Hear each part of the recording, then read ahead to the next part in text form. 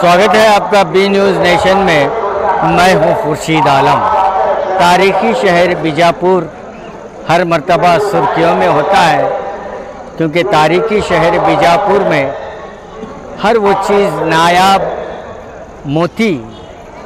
मोती यहाँ से निकलते हैं इस सरजमी से। तो आज तारीखी शहर बीजापुर के साईं पार्क में मौजूद जामिया इस्लामिया तालीमुल कुरान बीजापुर में एक अज़ीमुश्शान जलसा दस्तारबंदी मुनक़्क़िद किया जा रहा है। 7वां अज़ीमुश्शान जलसा दस्तारबंदी, जिसमें मेहमान खुसूसी हज़रत मौलाना ग़ुलाम मोहम्मद दस्तानवी साहब, हज़रत मौलाना हुज़ैफ़ ग़ुलाम मोहम्मद दस्तानी साहब और इनके अलावा मोटिवेटर स्पीकर आली जनाब मुनव्वर जमा साहब जो मेहमान खुसूसी होंगे। और यहाँ पर आज जो दस्तारबंदी का ये अज़ीमुश्शान 7वां अज़ीमुश्शान प्रोग्राम साईं पार्क के इस अज़ीमुश्शान मदरसे में मुनक़्क़िद किया जा रहा है। बस थोड़ी ही देर में मेहमान खुसूसी यहाँ पर आएंगे और तमाम दस्तारबंदी का प्रोग्राम होगा और असनाद की तकसीम भी होगी। और आप मेरे पीछे देख रहे हैं यहाँ पर उलमाए फ़ज़ हैं जो कितने लोगों की दस्तारबंदी होगी और कितने लोगों को असनाद से नवाजा जाएगा। 15 तलबा किए हैं। इन सारे उलमा इकराम और हुफ़ाज़ इकराम की हिम्मत अफजाई की जाएगी इस जलसे के अंदर। जी अस्सलामु अलैकुम वरहमतुल्लाह। जिस तरह मौलाना ने फरमाया कि हमारे इस इदारे में जामिया इस्लामिया तालीमुल कुरान बीजापुर साई पार्क में 64 तलबा किराम को सनदी तकमील हिफ्ज़ कुरान से नवाजा जाएगा।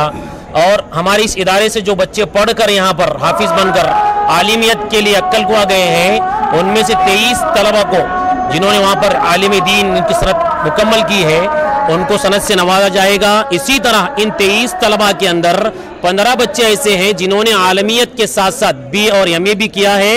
इन तमाम को भी सनद से नवाजा जाएगा और इनकी हिम्मत अफजाई की जाएगी। मेहमान खुसूसी आ चुके हैं मौलाना हुज़ैफ़ा साहब वस्तानवी और आलमी शोहरत याफ्ता मोटिवेशनल स्पीकर मुनव्वर जमा भी आ चुके हैं।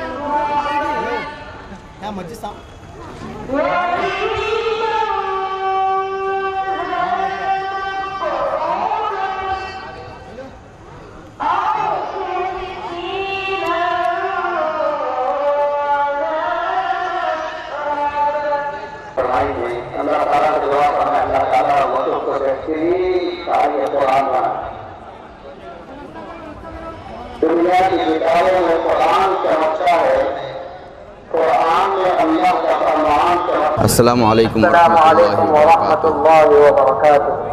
मैं सबसे पहले अल्लाह जल्ल जलालुहु अम्मा नवालुहु का शुक्रगुजार हूँ, जिसने हमें दीन इस्लाम से वाबस्ता फरमाया और इसके साथ साथ तमाम शहर बीजापुर बीजापुर का बिलखुसूस तमाम हमारे मुखय्यरीन मुफस्सिरीन हमारा हर ताउन करने वाले, हर किस्म का ताउन करने वाले तमाम बीजापुर का बसत क़ल्ब और बसत क़ल्ब में शुक्रगुजार हूँ कि उन्होंने हमारे इस प्रोग्राम को अल्हम्दुलिल्लाह कामयाब बनाया। और इसके साथ साथ मैं अल्लाह ताला से दुआ भी करता हूँ कि अल्लाह ताला हमारे इस शहर के अंदर अमन और शांति कायम फरमाए। इसके साथ साथ जिन लोगों ने भी जो भी हमारा ताउन फरमाया अल्लाह उसको कबूल भी फरमाए और इसके साथ साथ अजर अज़ीम भी अता फरमाए।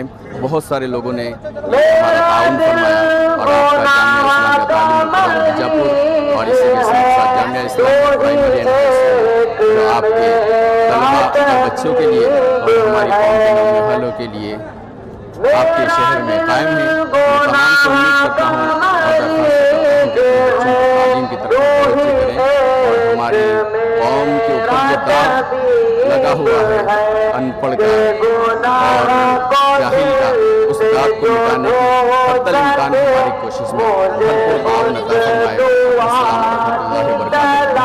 محمد صدیق مرزا، ناظم جامعہ اسلامیہ تعلیم القرآن. تیرا ڈر بھی ہے تیری آس بھی، بھلا کب سنوں گا لطفنا تو، مجھے اس ندا کی تلاش ہے. اے میرے الہ سن میری صدا کہ تیری رضا کی تلاش ہے. انجام ہے میری زندگی بے نواب ہے، میرا موت ہی انجام سے میں عمر اپنے پہنچا جو تیرے در پر. خدا نے آج تک اس قوم کی حالت نہیں بدلی، نہ ہو جس کو خیال خود اپنے حالت کے بدلنے کا، کہ یہی نوجوان برادری اپنے مستقبل کی تعمیر و ترقی اور ہم وطنوں کی خوشحالی میں بہترین کردار ادا کرتی ہے. دنیا میں جتنی بھی قومیں باوقار اور امتداد زمانے سے برسرے بہتر ہے، ان میں نسل نو ہر اول دست کا کام دیتی ہے. اس لیے نوجوانوں کو مستقبل اور آنے والا کل کہا جاتا ہے. یہی حال و ماضی ہے کسبل ہمارا، یہی حال و ماضی ہے کسبل ہمارا، کہ ہر نوجوان ہے حسین کل ہمارا. السلام علیکم ورحمۃ اللہ وبرکاتہ. Today I want to speak on the topic the Prophet Muhammad, peace be upon him. The Prophet Muhammad was born in Mecca early on a Monday morning on the 12th Rabiul Awwal, more than 1400 years ago. The Prophet's father name was Abdullah, the Prophet's mother name was Amina, his grandfather name was Abdul Muttalib. یہاں میں سب سے اونچا ہے، اونچا رہے گا، جس کو روشن خدا نے کیا ہے، جس کو روشن خدا نے کیا ہے، تم سے کیوں کر دیا وہ بجھے گا. مولانا عبد الرحمان صاحب.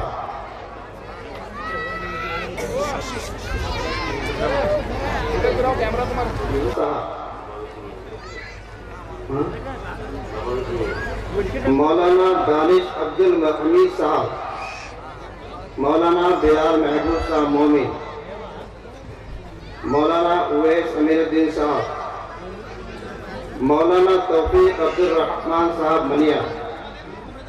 مولانا یعقوب مومن صاحب معین الدین صاحب شیخ. مولانا توصیف معین الدین صاحب انعامدار. پروفیسر کے عہدے پر فائز ہیں، لیکچرر ہے، کوئی پروفیسر ہے، اللہ تعالیٰ ان کے مستقبل کو روشن فرمائے. اچھی پروفائل کے ساتھ اور اچھے اسٹیٹس کے ساتھ اپنی زندگی گزارے. وہ یہ چاہتا ہے کہ اس کا نام ہو، لوگ اسے جانیں اور پہچانے، چاہے اس کے لیے کتنی ہی گری پڑی حرکت اسے کیوں نہ کرنی پڑے.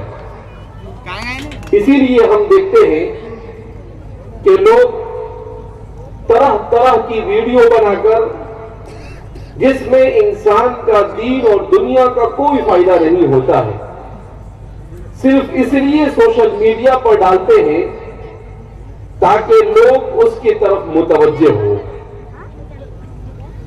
لوگ اسے یاد کریں. جبکہ حقیقت یہ ہے کہ اس دنیا میں اللہ رب العزت نے انسان کو اشرف الخلائق بنا کر بھیجا.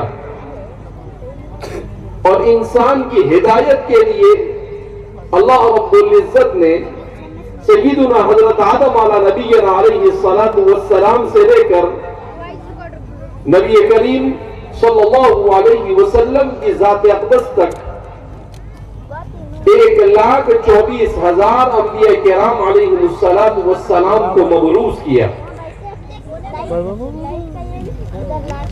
اب سوال یہ پیدا ہوتا ہے کہ انبیاء کو کیوں بھیجا گیا اور ان انبیاء کے آنے کا مقصد کیا تھا؟ تو یہ اس سوال کا جواب پریکٹیکلی طور پر، عملی طور پر اگر آج کا انسان جاننا چاہتا ہے تو میں سمجھتا ہوں بہت آسان ہے۔ اس لیے آسان ہے کہ ہم 21ویں صدی سے گزر رہے ہیں۔ اس صدی کو انفارمیشن اور ٹیکنالوجی کی صدی کہا جاتا ہے۔ اس صدی کے بارے میں یہ کہا جاتا ہے کہ اس وقت روئے زمین پر جو جنریشن ہے، جو نسل روئے زمین پر زندگی گزار رہی ہے، وہ دو طرح کی ہے۔ ایک نسل ہے اور جنریشن ہے جس کو ماہرین ایکس جنریشن کہتی ہے، اور دوسرا جنریشن ہے جس کو ماہرین ڈی جنریشن کہتے ہیں۔ کیا مطلب ہے ایکس جنریشن کا اور کیا مطلب ہے ڈی جنریشن کا؟ ایکس جنریشن کس کو کہا جاتا ہے؟ تو کہتے ہیں کہ ایکس جنریشن کہا جاتا ہے ان لوگوں کو جن کی پیدائش 1960 سے لے کر 1982 کے درمیان ہوگی۔ ان لوگوں کو ایکس جنریشن کہا جاتا ہے، اور 2000 کے بعد جو لوگ پیدا ہوئے اس کو ڈی جنریشن کہتے ہیں۔ دونوں میں فرق کیا ہے؟ کہا ایکس جنریشن وہ جنریشن ہے کہ اگر وہ ابھی زندہ ہے تو ظاہر سی بات ہے 60 کے بعد سے لے کر اب تک اگر وہ زندہ ہے تو ان کی عمر کتنی ہے؟ 60 سال، 63 ایئرس۔ یہ وہ جنریشن ہے جس جنریشن نے سائنس اور ٹیکنالوجی کے میدان میں جتنی تبدیلیاں آئی، تقریباً ان تبدیلیوں کو شروع سے لے کر آخر تک دیکھا۔ جیسے ٹیلی ویژن، یہ پہلے بلیک اینڈ وائٹ آیا تو اس جنریشن نے دیکھا، پھر ان کی زندگی میں وہ کلرنگ آیا، وہ بھی اس جنریشن نے دیکھا۔ اس کے بعد ٹیلی فون، پہلے نمبر سے گھمانے کے لیے ٹیلی فون آیا، وہ بھی جنریشن نے دیکھا، اور اب ہر ہاتھ میں موبائل اور اسمارٹ فون آ گیا، وہ بھی اس جنریشن نے دیکھا۔ تو جتنی بھی چیزیں ہو سکتی ہے اس جنریشن نے جہاں گاڑی کو دیکھا ابتدائی درجے میں، وہاں پر اس نے ہوائی جہاز کو بھی دیکھا، اس نے راکٹ کو بھی دیکھا، اور بھی بہت ساری چیزیں وہ دیکھ رہے ہیں۔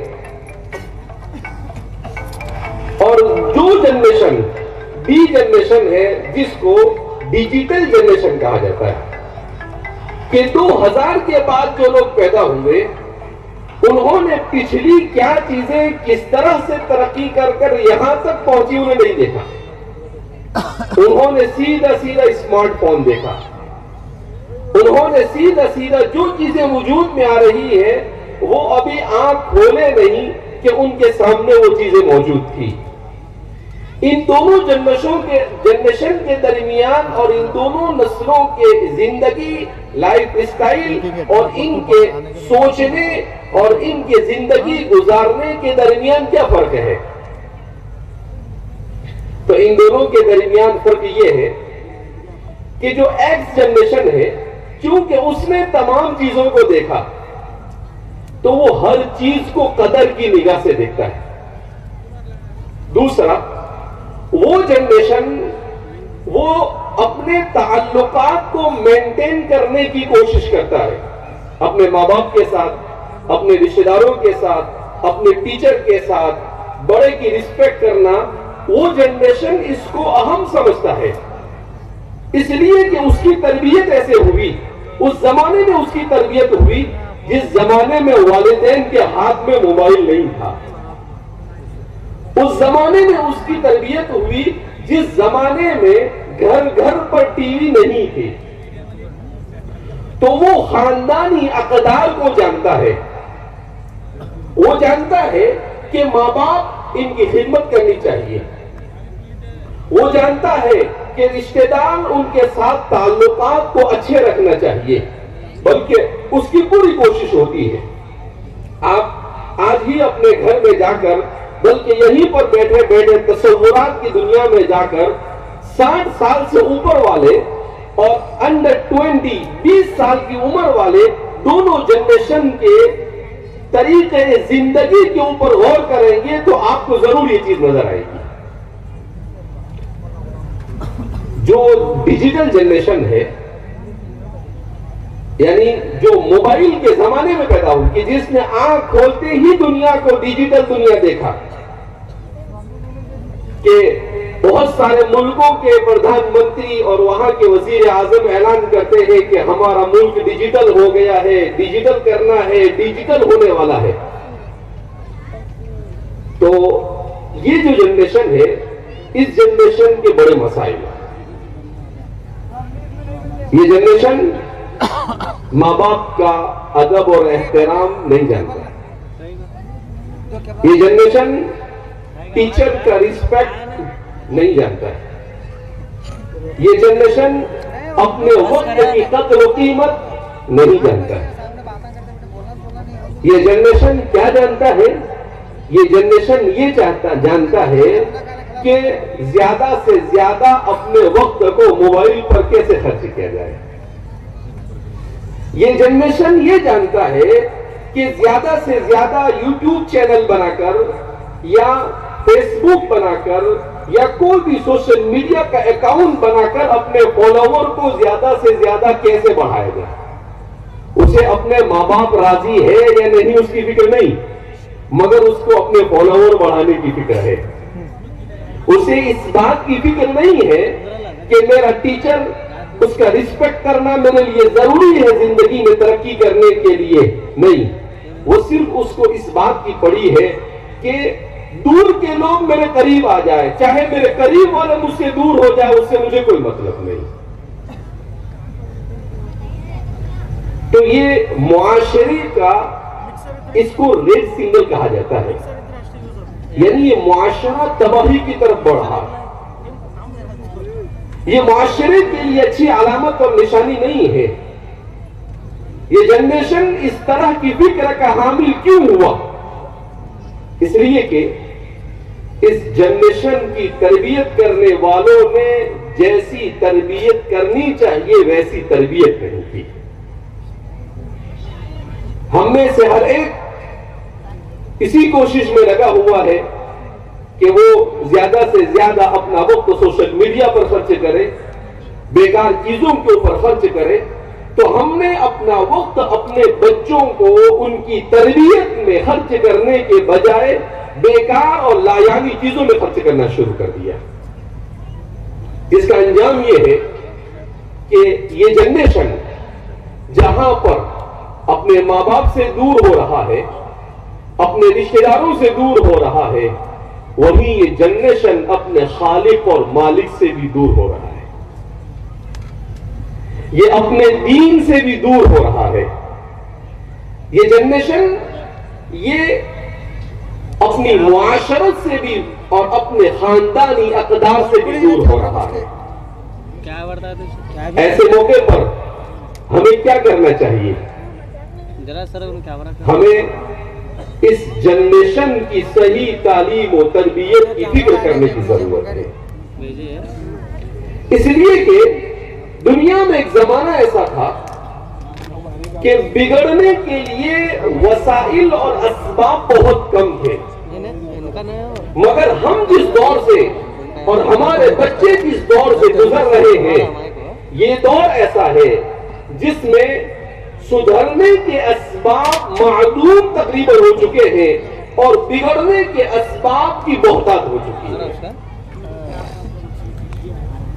एक मोबाइल ये तबाही की तरफ ले जाता है, दूसरा फ्रेंड सर्कल, दोस्ती और यारी, इसलिए कि जब उसको माँ बाप की तरफ से सही तरबियत नहीं मिली, उसको मकतब में और मदरसे में सही तरबियत नहीं मिली, उसको स्कूल में सही तरबियत नहीं मिली, उसको कॉलेज और यूनिवर्सिटी में सही तरबियत और सही माहौल नहीं मिला, तो जाहिर सी बात है कि उसको सिवाय अपनी दुनिया के और अपनी आरजी और टेम्पररी लज्जत और टेस्ट के और कुछ समझ में नहीं आता है।